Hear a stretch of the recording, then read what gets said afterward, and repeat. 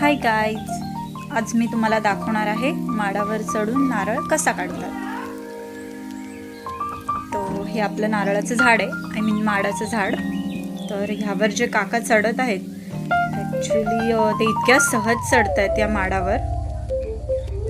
खूप सारा अनुभव आहे आणि हिंमत तर खूपच.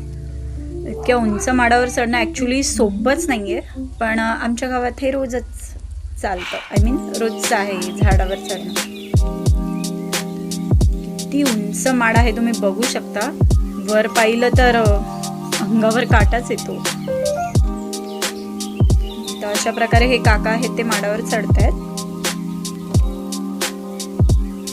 इतक्या उंच माडावर चढणं म्हणजे धाडस तर आहेच, पण त्यापेक्षा खूपच म्हणजे जास्त अनुभव आहे काकांकडे.